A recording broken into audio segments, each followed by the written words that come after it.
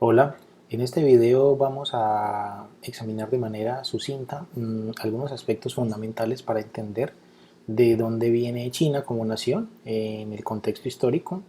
y de este modo entender cómo se está proyectando China en el escenario internacional como una potencia. Por eso estamos hablando del despertar del dragón. Recordarán que el dragón es la figura mítica con que históricamente se ha representado o se simboliza la cultura china, a la nación china. Así que consideren ustedes cuáles son los aspectos que se le atribuyen al dragón, cuáles son sus atributos y cómo eso podría verse reflejado hoy en día en la proyección de China en el escenario internacional. Entonces lo que vamos a examinar son básicamente unos aspectos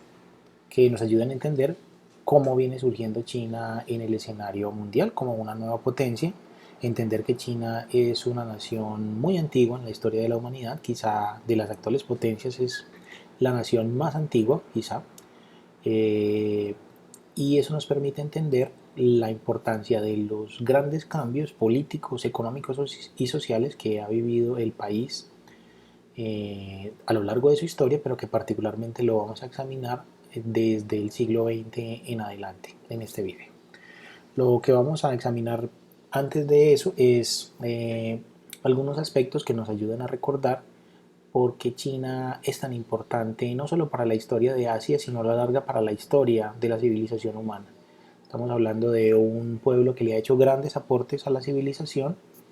de los cuales vamos a examinar algunos. Uno de ellos es la agricultura. Aquí lo que tenemos es una representación pictográfica antigua de un campesino arando la tierra, ¿cierto? Con su respectivo arado y el buey arrastrando.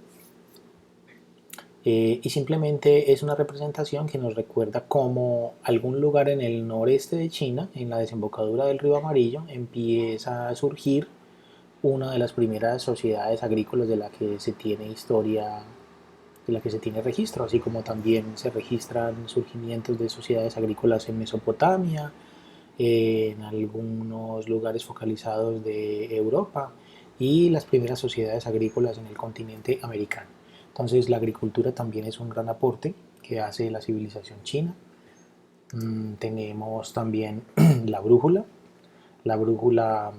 que inicialmente surgió como un objeto, digamos, ornamental, decorativo, y en algún momento de ya en la propia civilización china empieza a ser utilizado para la navegación marítima, que también fue en algún momento de la historia antigua fundamental en la expansión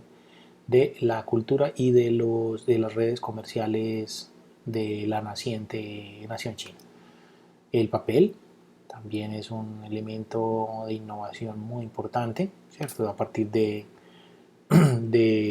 papel de arroz básicamente. Como recordarán, el arroz es un cultivo fundamental en la historia agrícola del país y también es uno de los grandes aportes de China, ¿cierto? La introducción también del arroz como un cultivo de carácter masivo, pues, y es uno de los alimentos por excelencia de la humanidad. La seda muy importante, los chinos eran los únicos que conocían el secreto para la fabricación de hilos a partir de la secreción del gusano de seda, y estos hilos servían para la fabricación de unas telas y de unos vestidos muy apreciados, muy ricos, no solo por los chinos, sino por otros pueblos, inclusive en Europa, lo que motivó una, una red de caminos que surgen a partir del siglo primero de la era común, que es la llamada Ruta de la Seda. Entonces, en alusión a este bien tan preciado, es que se bautiza esta ruta comercial por mercaderes venecianos. El ábaco, el ábaco como un elemento fundamental para la cuenta de las cosechas, pero también, ustedes lo recordarán, termina siendo casi como el fundador, el que sienta las bases de lo que va a ser mucho más adelante la informática. La pasta es una pasta de arroz inicialmente y son mercaderes italianos los que llevan la pasta a Occidente, y allí pues toma la forma más conocida por nosotros, que es la pasta de sémola de trigo. La cometa, no solo como un elemento ritual y ornamental, sino inclusive de carácter simbólico y hasta de usos bélicos, porque en algún momento algún estratega chino, a partir de otra aportación importante de China como es la pólvora, también se le ocurre introducir cargas de pólvora dentro de cometas como, digamos, una forma de atacar por tierra a tropas enemigas. Y otros elementos también de uso popular, de divertimiento, de lúdica, como la pirinola o valero, como lo conocemos en esta parte del mundo. Bueno, como lo vamos a ver más adelante, la historia de China es milenaria, eh, es una historia ocupada en términos, digamos, de larga duración por una serie de dinastías que mmm, expanden más o menos lo que se va a conocer como un imperio, el imperio chino. Pero es muy importante tener en cuenta que China como nación también tiene una especie de destino manifiesto, así como lo habíamos reseñado para el caso de los Estados Unidos, pero no de la misma forma en que los estadounidenses entienden su lugar en el continente. Eh, pero digamos la nación china siempre ha tenido una idea muy marcada acerca de su trascendencia, de su centralidad en la historia de Asia. Lo que hay que examinar es hasta qué punto esa concepción de su lugar central en la historia de Asia se está proyectando ya, se está extendiendo o extrapolando, digamos, a un escenario global a medida que crece la influencia de China en el ámbito internacional. Entonces, esto lo estamos señalando para examinar cómo, por ejemplo, eh, en los despachos oficiales chinos hoy en día es posible encontrar un mapa mundi como el que se está mostrando en esta diapositiva, en la cual lo que observamos es a Asia en el centro del mapa y a China en el centro. En la antigüedad, a la China, al imperio chino antiguo se le denomina el imperio del centro o el imperio del medio. No solo en términos geográficos territoriales, sino por la concepción que el emperador tenía de su lugar en el imperio y como estamento y símbolo de poder. Lo que se considera es que el emperador es un hijo del cielo, es un mediador entre el poder terrenal y el poder divino, y él está en el centro de esa relación entre los hombres y el cielo. Entonces también hay una connotación allí como de ese poder que está mediando entre dos instancias, entre dos ámbitos, pero también a nivel geográfico, insisto, tiene que ver con el lugar de China como un poder central dentro de Asia, y Asia a su vez como un pivote geográfico respecto a los demás continentes. Entonces miren que es una representación muy distinta a los mapas mundi que, que se nos enseñan en las escuelas en Occidente. Muy bien, entonces en ese sentido es muy importante entender, insisto, la proyección de China, sus proyectos nacionales y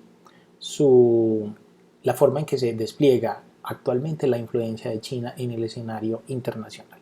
Vamos a mirar rápidamente algunos aspectos que nos permiten entender lo clave, lo importante que ha sido el cambio político y el cambio social y económico que ha vivido China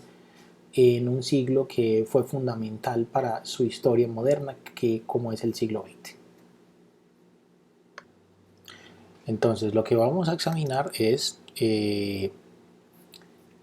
tres grandes momentos históricos que, que nos llevan a entender de dónde surge el actual modelo de la República Popular China, que es el nombre oficial que ostenta el país ante la comunidad internacional hoy en día. Entonces, lo primero que vamos a examinar es la llamada era dinástica de China, ¿sí? Esta era dinástica se divide inclusive en dos etapas, que es la época antigua, que va del siglo XXI al tercero antes de Cristo. Miren que estamos hablando de una historia antiquísima en el tiempo, en el cual China era una serie, la actual China, no hay que entenderla como el territorio chino actual, sino como una serie de diferentes reinos que en diferentes momentos se expandían o se contraían territorialmente. esa China antigua, de la época antigua, realmente es una serie de diferentes reinos, cada reino con su respectiva eh, familia real, con su respectiva dinastía, eh, y eso llevaba continuamente a disputas entre los diferentes reinos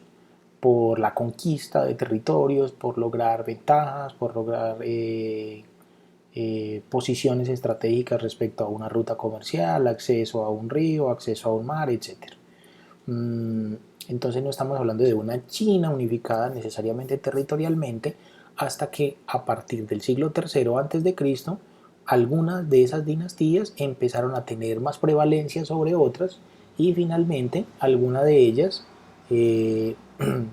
logra supremacía militar y económica sobre otros reinos y los aglutina en un imperio. Entonces ahí estamos hablando a partir del siglo III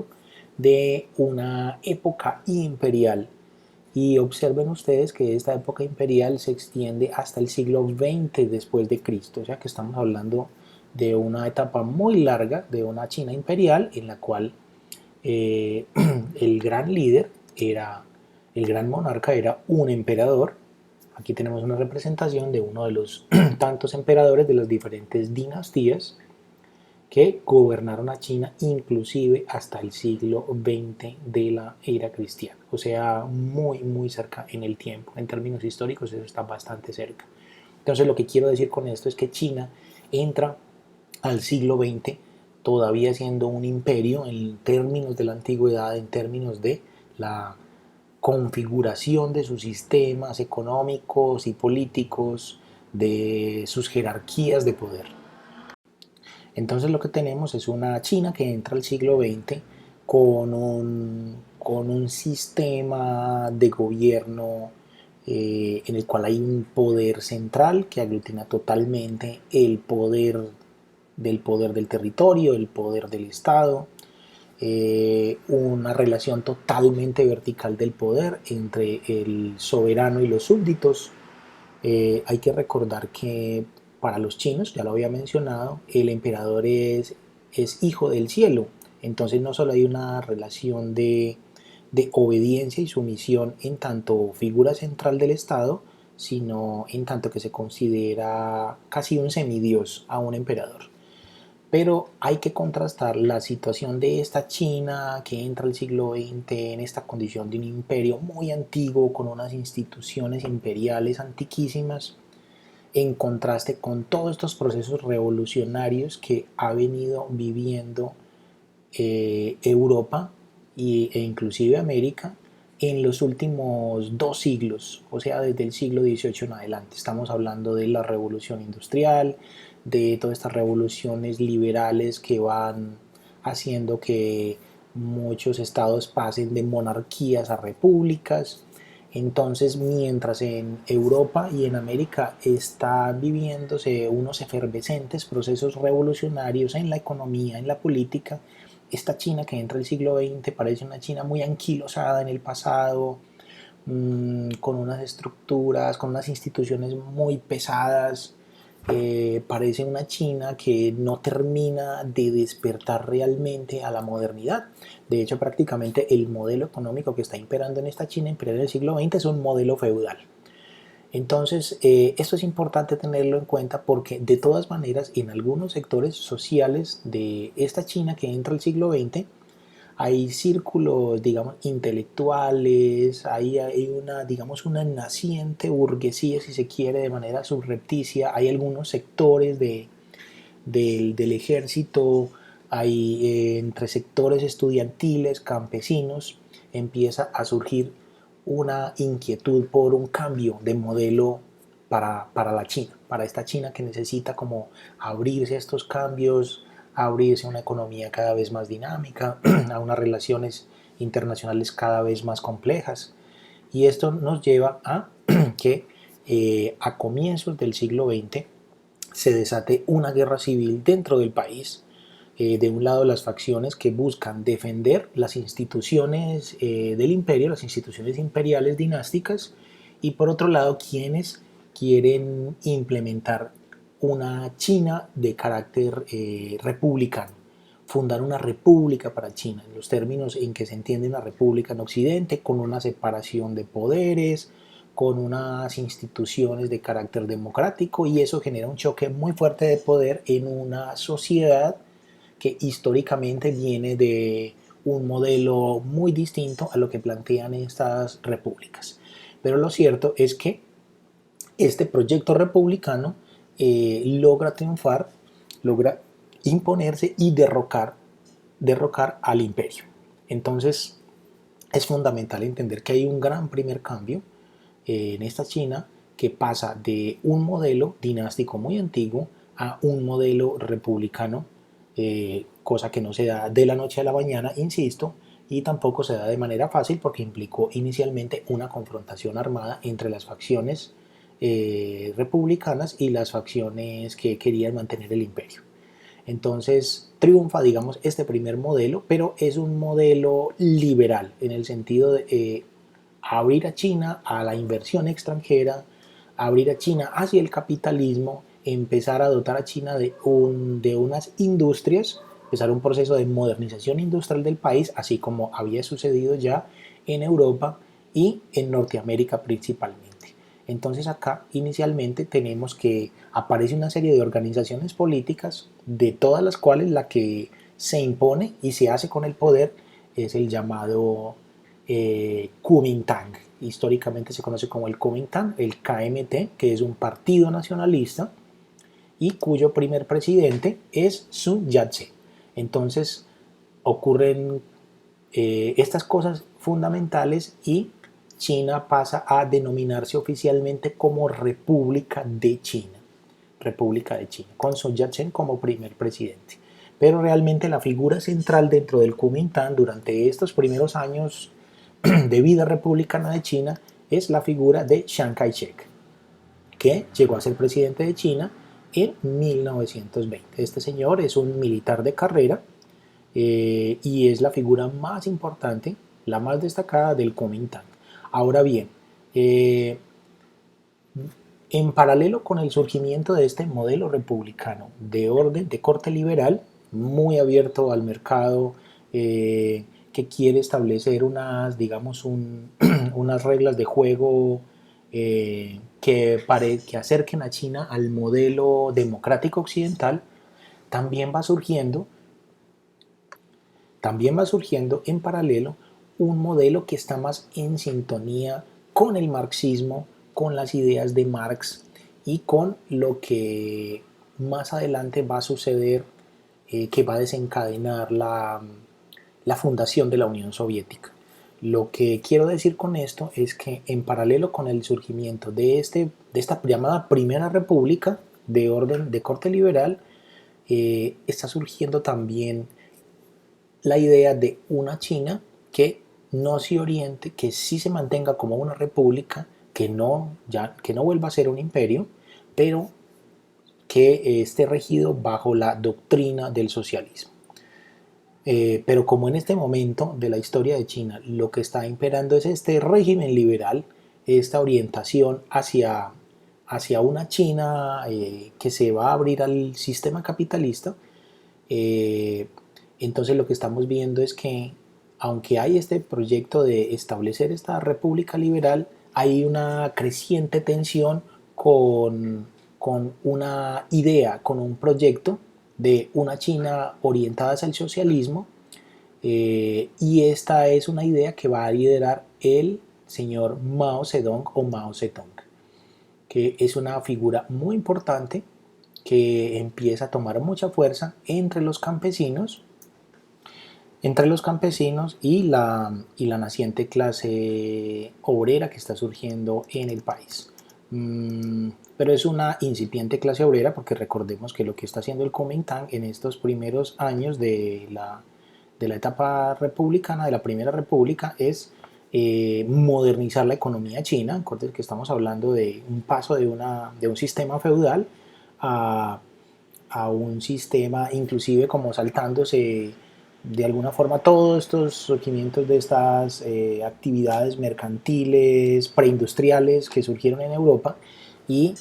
saltar digamos, del sistema feudal a un proceso de industrialización de China, para que, digamos, toda esta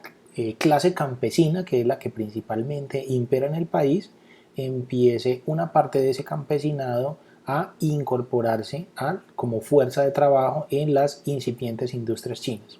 Entonces, esta figura de Mao Zedong eh, empieza a ganar cierta fuerza, o bastante fuerza, entre sectores campesinos y estos nacientes sectores obreros, en el sentido de establecer una república, pero que esté orientada a garantizar que sea esta clase campesina la que ostente y detente el poder en este proyecto republicano. Entonces, como este proyecto está en contravía de la visión que tiene el Kuomintang de abrir el país a la inversión extranjera, lo cual es visto por Mao Zedong como un intervencionismo de potencias extranjeras en los intereses nacionales de China, entonces va creando un clima de tensión y de confrontación entre el KMT, que es quien ostenta el poder en China en ese momento, y las diferentes fuerzas de Mao Zedong, que no es otra cosa que unas guerrillas que él va conformando al interior del país, en diferentes partes de China, porque entiende que la única forma de acceder al poder, de derrocar del poder al KMT, es por la vía armada,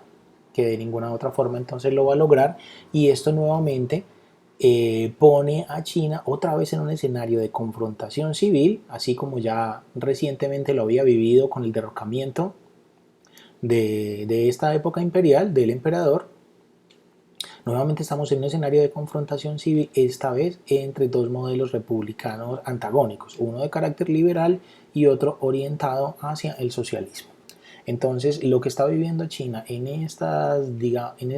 las décadas del 20 y el 30 del siglo XX es una guerra civil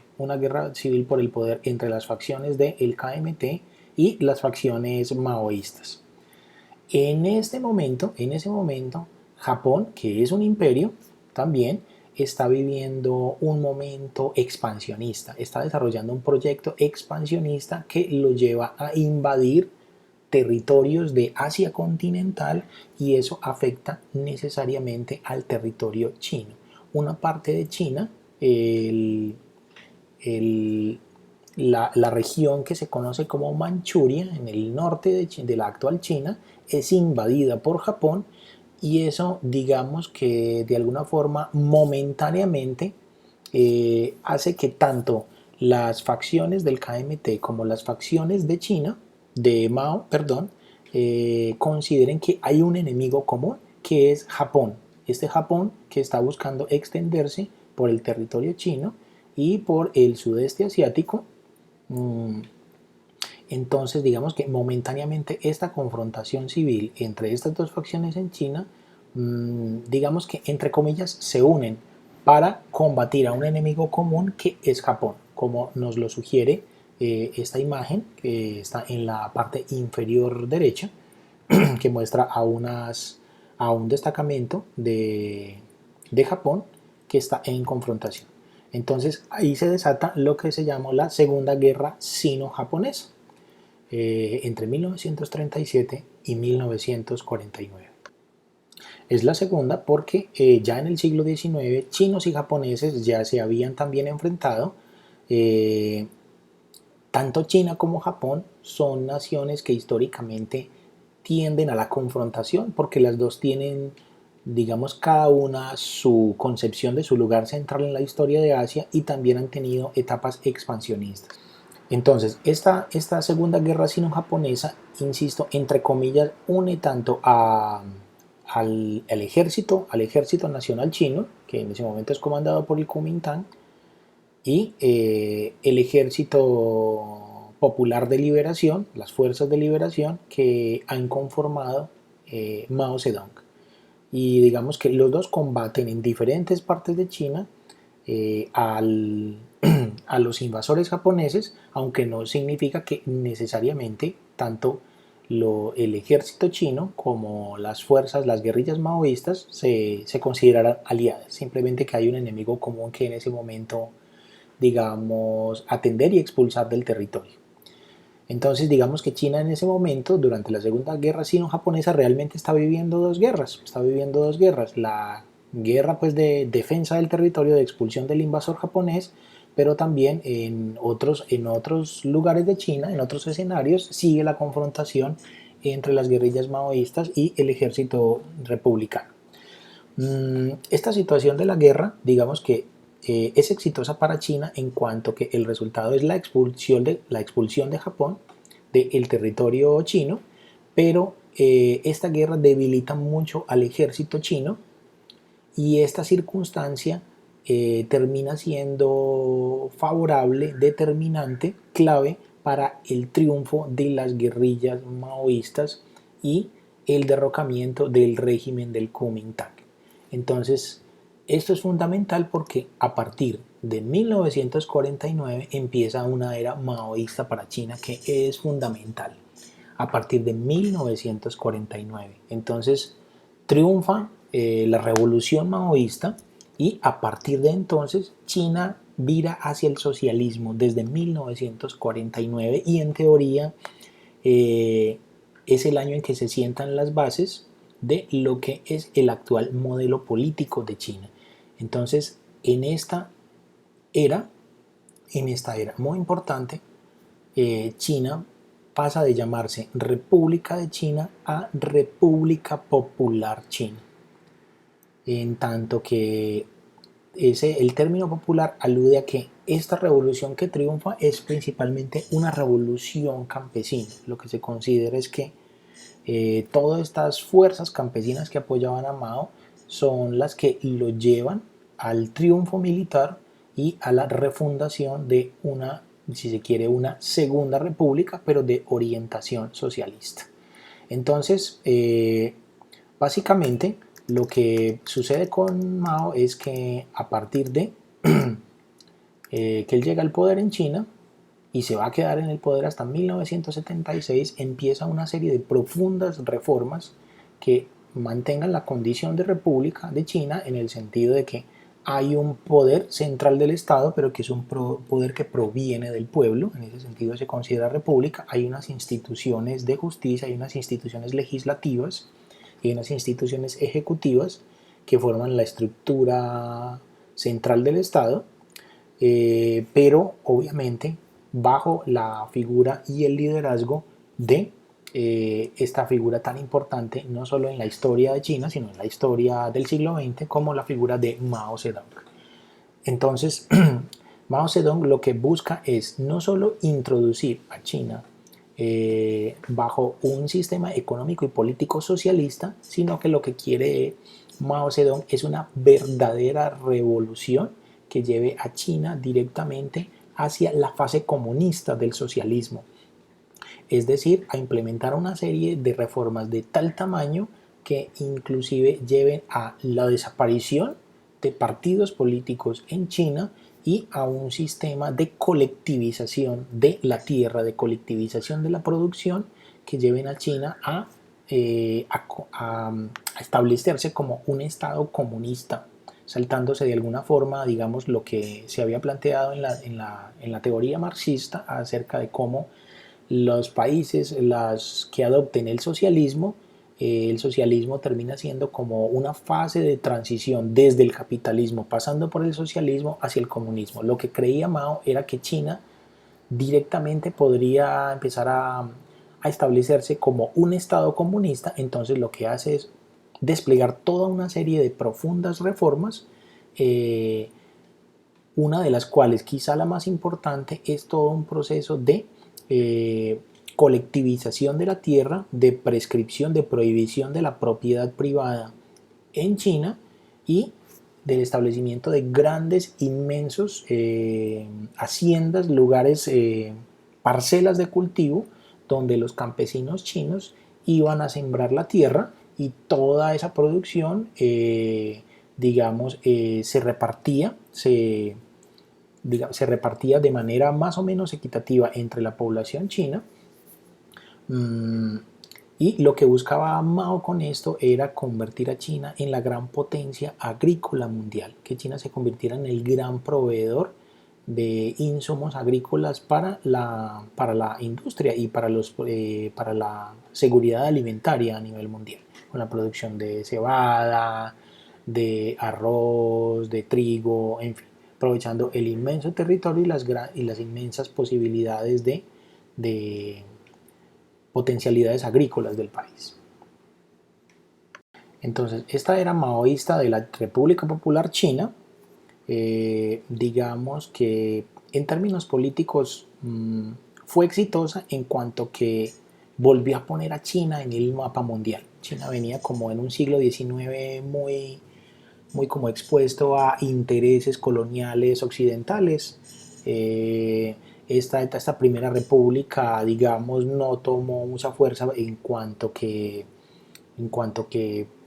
fue una etapa como de recomposición de las instituciones, de las viejas instituciones imperiales chinas, pero esta era maoísta en cuanto tuvo una mayor duración en cuanto al, digamos, la estandarización y la homogenización del modelo político y social que quiso implementar Mao para China, digamos que volvió a poner a China en el escenario como un país que se quería proyectar como unificado y fuerte nuevamente en el escenario internacional. Pero lo cierto es que a nivel económico la política económica de Mao fue totalmente catastrófica para el país.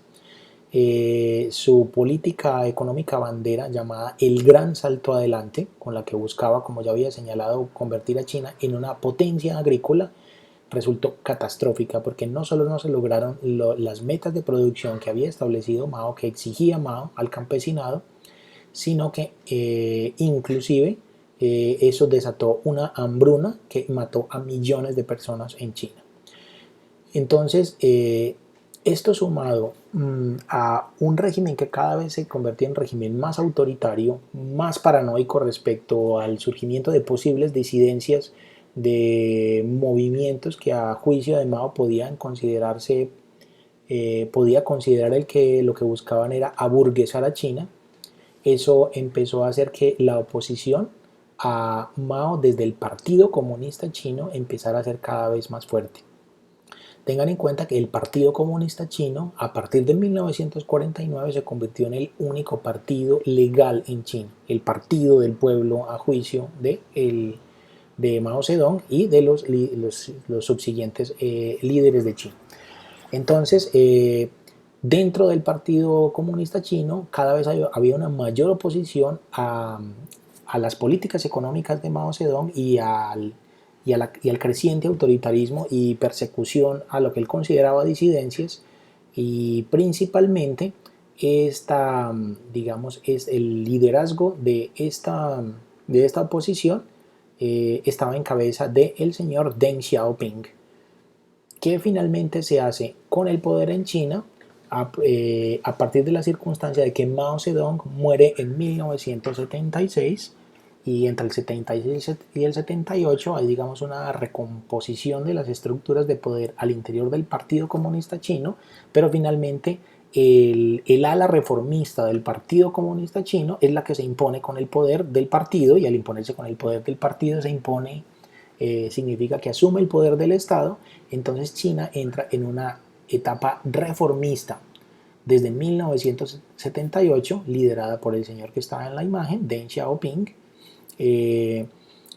y la visión de esta ala reformista del partido es que, si bien China debe seguir orientado hacia profundizar su modelo político comunista, pero con una visión más pragmática respecto a su relación con el mercado mundial, con su cercanía con otros mercados, con establecer relaciones económicas más flexibles que abran más a China al escenario económico internacional. Hay una visión más pragmática en el sentido de que China no tiene que abandonar el comunismo, pero indudablemente tiene que modernizar algunas de sus estructuras económicas y permitir algún grado de participación de inversión extranjera en el país para poder modernizar la economía china. y eso lleva entonces a China a partir de 1978 y se va a ver profundizado, se va a ver materializado de manera mucho más fuerte a partir de la segunda mitad de la década del 80 y sobre todo de la década del 90 en adelante, con toda una serie de reformas que son las que van a permitir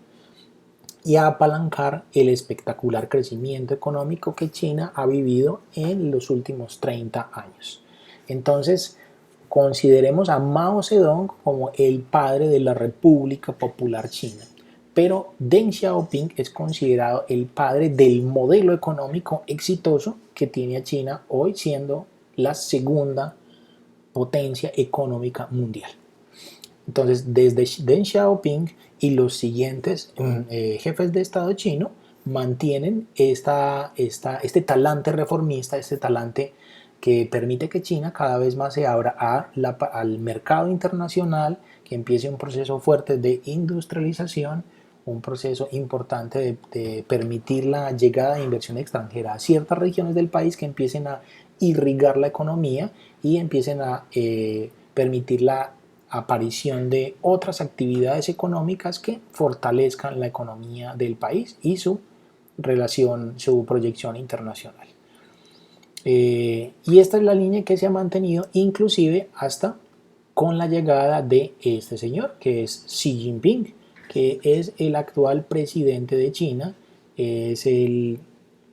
es el secretario general del Comité Central del Partido Comunista Chino y es el jefe de las fuerzas militares chinas. Entonces, digamos que entonces Xi Jinping viene en esta línea que ya había, digamos, fundado Deng Xiaoping, esta ala reformista del Partido Comunista Chino, desde 2013, que asume el poder en China en adelante. Aquí lo tengo con signo de interrogación porque aunque en China los periodos de los mandatarios son de 5 años con posibilidad de un segundo mandato, la constitución china acaba de ser reformada para permitirle a Xi Jinping quedarse en el poder de manera indefinida. Después de Mao Zedong y Deng Xiaoping, Xi Jinping es considerado el líder más determinante en la proyección de la República Popular China. Son los tres grandes líderes, digamos, cuyas ideas y doctrinas están incorporados en los estatutos del partido y en la constitución china. Entonces, son como los tres grandes pilares de el surgimiento de la República Popular China en esta llamada Segunda República, ¿cierto? Que es la República Popular China de orientación comunista. Entonces, vamos a examinar de manera muy sucinta cuáles son los aspectos claves para entender cuál es el modelo de la República Popular China hoy en día. ¿Cuáles son esas características del Estado chino en materia social, política y económica para intentar responder a la pregunta si China es un país estrictamente comunista o si está dejando de ser comunista o si es una especie de híbrido, una mixtura, para entender de qué estamos hablando. Bueno, lo primero es tener en cuenta que estamos hablando de un país bastante grande en términos territoriales, el cuarto país más grande en área territorial, con casi 10 millones de kilómetros cuadrados. Estamos hablando de una población ya de casi 1.400 millones de habitantes. Es el país con la mayor cantidad de población todavía, con chino mandarín y más de 7 lenguas menores y dialectos como las lenguas predominantes. Bueno, aquí hay un error que debo corregir. La moneda, el yuan o renminbi también como se conoce, como divisa internacional. Como gobierno, entonces China se declara un estado comunista con un sistema unipartidario, es decir, con el Partido Comunista Chino como el único partido legal en el país. Es decir, que si en China hubiese partidos políticos, no son considerados partidos legales por el Estado chino. Y aquí hay una cosa muy importante. Entonces, entonces el Estado irriga su poder en todo el territorio, pero hay dos regiones de China que tienen unas condiciones especiales, particulares en su ordenamiento jurídico y legal, que son Hong Kong y Macao. Hong Kong como una excolonia británica y Macao como una excolonia portuguesa, que cuando fueron devueltas a China por el Reino Unido y por Portugal respectivamente en el siglo XX, ambas ex colonias, ex potencias coloniales, digamos que le pusieron como condición a China que para devolverles esos territorios respetara,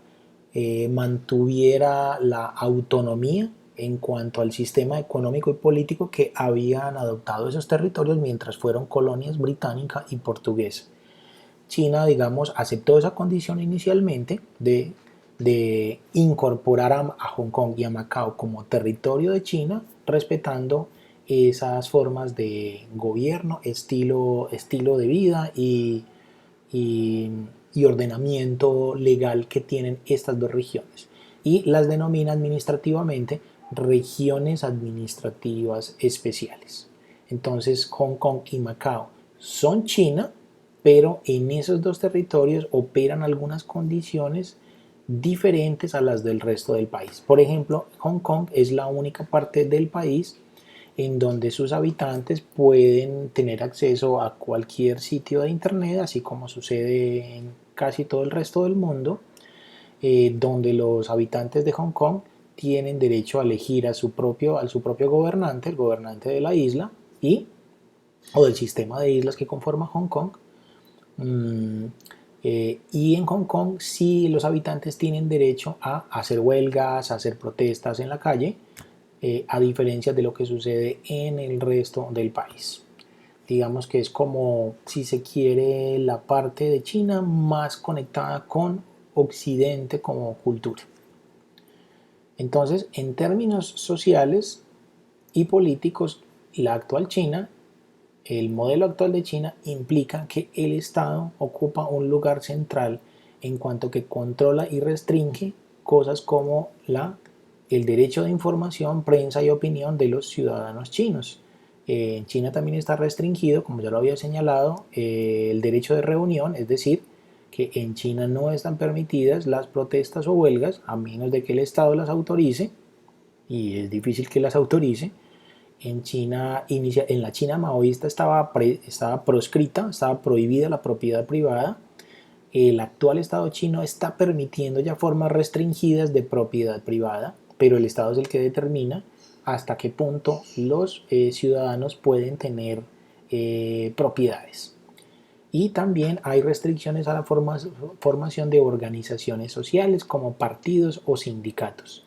Especialmente pues con partidos, ya lo había señalado, no se reconoce otro partido legal distinto al Partido Comunista Chino, y la formación de sindicatos podría estar permitida, pero obviamente bajo supervisión del Estado chino. Entonces, en este sentido es donde podría verse un Estado comunista, en ese férreo control, en ese lugar, en esa concentración, esa centralización del poder respecto a la vida política y social del país. Pero en términos económicos, aquí es donde vamos a ver dónde se nota,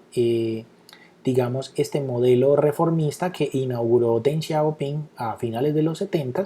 y que han permitido la modernización de la economía china y su proyección en el escenario internacional. Entonces,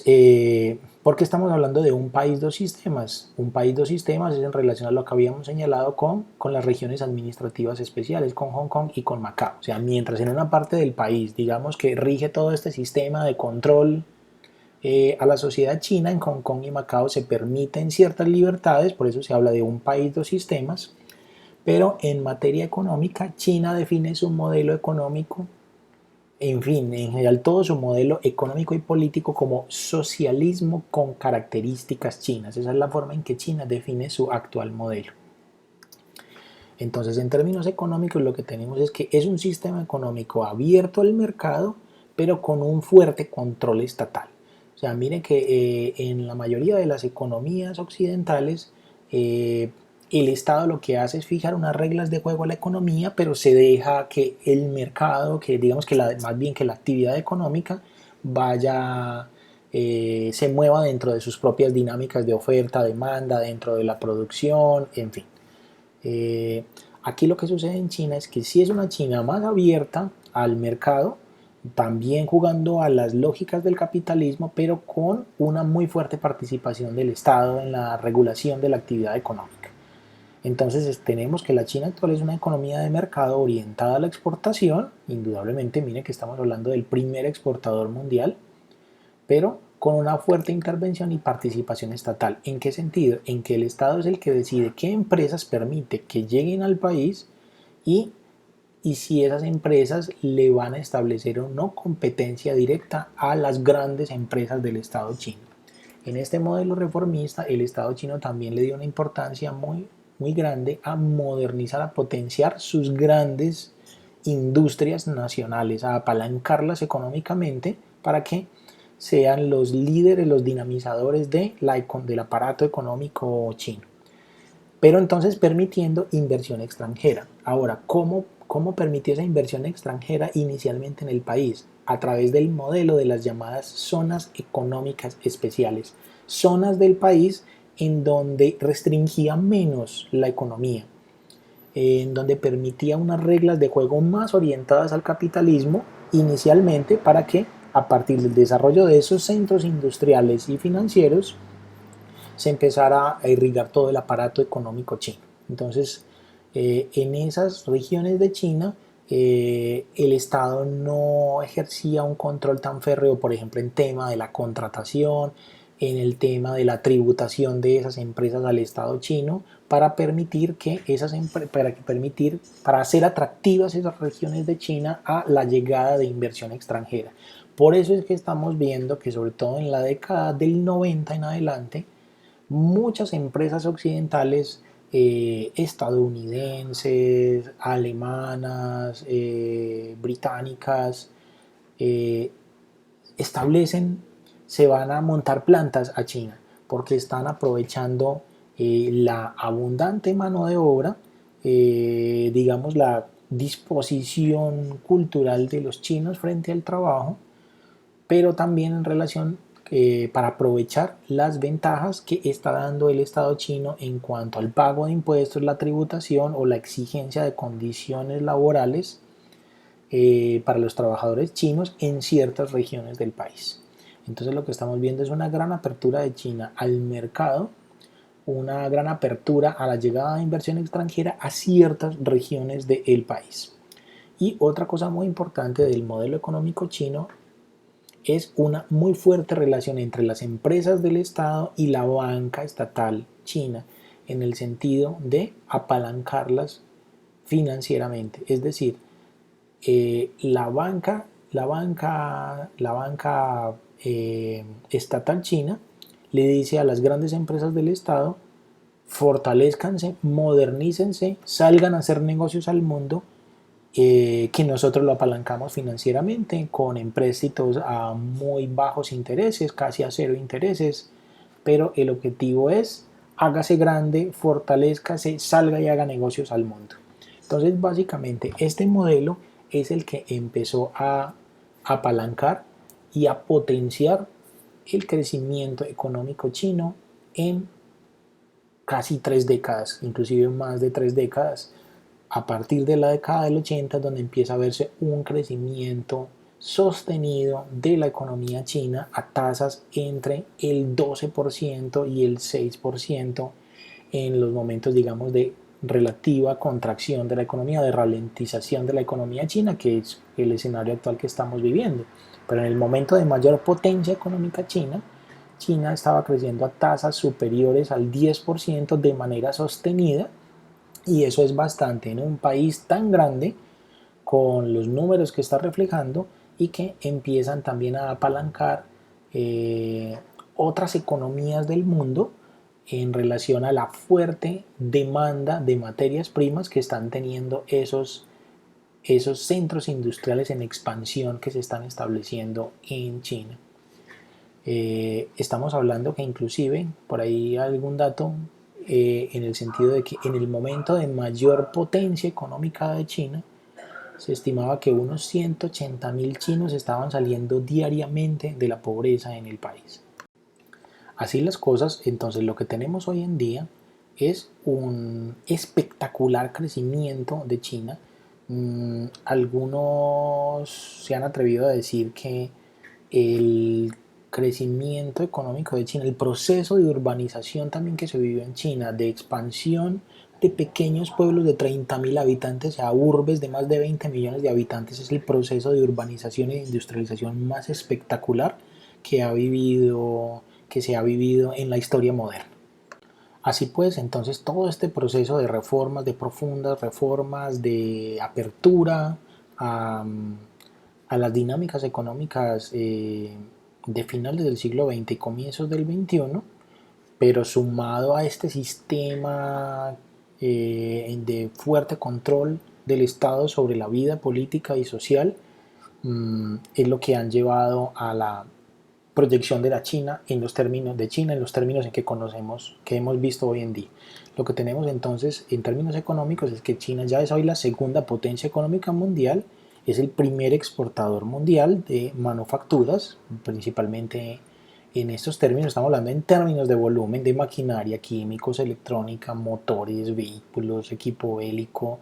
China es una de las tres primeras industrias militares mundiales, textiles, juguetes, alimentos, en fin, ¿cierto?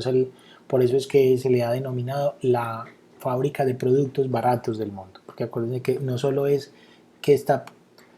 surgió como una gran potencia manufacturera, sino también en términos de volumen de esa producción, lo que permitía que China vendiera barato en el mercado internacional. Y a su vez, en tanto un gran exportador, un gran emporio industrial, estamos hablando de que China también es un gran demandante de materias primas, especialmente hidrocarburos, metales y productos químicos, lo cual ha sido fundamental para el crecimiento de otras economías que encontraron en China un gran y muy importante socio comercial, como sucedió